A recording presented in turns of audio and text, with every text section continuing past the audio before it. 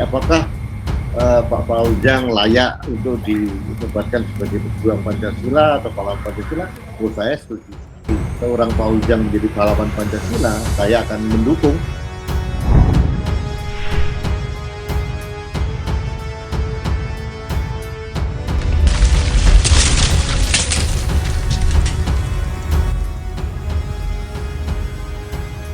Assalamualaikum warahmatullahi wabarakatuh. Berjumpa lagi dengan saya, Edi Prayetno.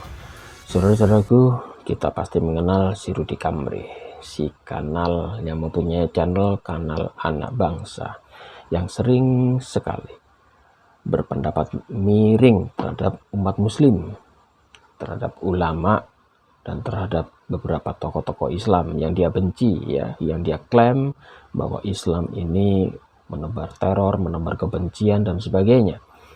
Rudy Kamri yang selalu teriak-teriak sok nasionalis, sok Pancasila, tetapi sering mengolok-olok orang Islam dengan ucapan-ucapan kadrun. Ternyata dia bergandengan tangan dengan si DPO internasional kita. Siapa lagi kalau bukan Paul Zhang, ya. Si Rudy Kamri ternyata bermesra-mesraan dengan si Paul Zhang, bahkan memuji-muji si Paul Zhang di channel Paul Zhang. Di channel Paul Zhang dia memuji-muji, bahkan bermesra-mesraan di sana. Apakah dia tidak tahu bahwa Paul Zhang itu adalah DPO, orang yang dikejar-kejar pemerintah Indonesia, dan dia yang selalu sok mengatakan sok Pancasila dan sebagainya, ternyata dia berteman dengan seorang DPO, ya. Dan lebih tragis lagi, dia bahkan mencalonkan atau menyetujui pencalonan si Paul Zhang ini dicalonkan menjadi pahlawan penggerak Pancasila. Gila bukan? Tapi itulah Rudy Kamri. Coba kita lihat videonya. Salam putih, ini kemarin kita ketemu di Bandung. Selamat malam, Bro Paul. Ini sudah lama pengen saya temuin sebetulnya. Saya pengen berguru ke dia. Kangen saya tunggu nih di sini nih. Iya, ketemu di sini. Saya berkali-kali saya bawa nanti Pak Rudy ke Eropa. Kita live di sana Pak Rudy. Tenang aja Pak Rudy. Saya secara pribadi tidak ada masalah. Saya merasa terhormat masuk dalam channelnya Pak Paul Zhang, dan saya berharap akan terus berdialog dengan Pak Paul Zhang. Ini yang saya harapkan. Nah, yang terakhir tadi harapan dari Pak Supriyadi, apakah Pak Paul Zhang layak untuk dinobatkan sebagai pejuang Pancasila atau pahlawan Pancasila? Menurut saya setuju sekali. Banyak sekali kelompok-kelompok atau orang-orang individu yang layak ditakdirkan seperti itu. Karena masyarakat juga mempunyai kriteria tersendiri. Jangan sampai gelar pahlawan itu hanya monopoli pemerintah yang kadang-kadang bias gitu. Jadi kalau Pak Supriyadi dan kawan-kawan mau menginisiasi seorang Paul Zhang menjadi pahlawan Pancasila, saya akan mendukung. Jadi siapapun, termasuk Pak Tobing juga menulis buku tentang Pancasila, saya juga ingin mendukung beliau kalau beliau jadi pejuang. Dan dalam pernyataannya, si Rudy Kamri mengatakan bahwa dia ingin berguru pada Paul Zhang. Dan saat ada seseorang yang bertanya, kenapa dulu di kanal anak bangsa saat rame-rame Paul Zhang, kasus Paul Zhang, dia sempat mengkritik Paul Zhang, tetapi sekarang malah masuk di channelnya.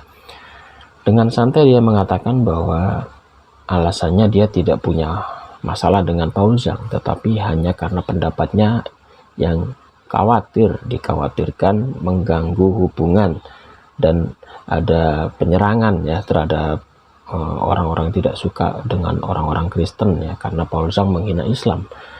Dia mengkhawatirkan itu, tetapi kenapa dia tidak mengkhawatirkan dan mempertanyakan saat nabinya dihina? Harus saya klarifikasi, saya secara pribadi tidak memusuhi seorang Paul Zhang dan aktivitas-aktivitasnya.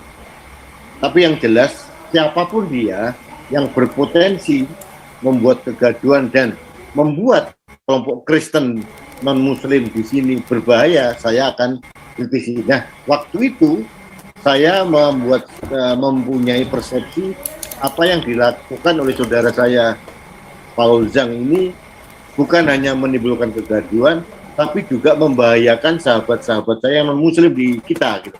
Sehingga itu menggerakkan teman-teman Islam radikalis untuk memusuhi teman-teman Kristen. Itu yang saya tegah sebetulnya.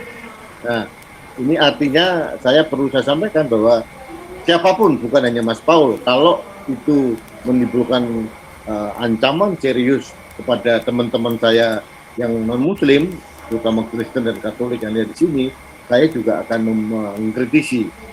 Artinya secara pribadi saya tidak mempunyai masalah, dan saya mengapresiasi apa yang dilakukan oleh Mas Paul dan kawan-kawan sebagai pejuang kemanusiaan, dan ini saya hargai. Saat Islam dihina-hina, apakah dia bukan muslim, si Rudy Kambri ini?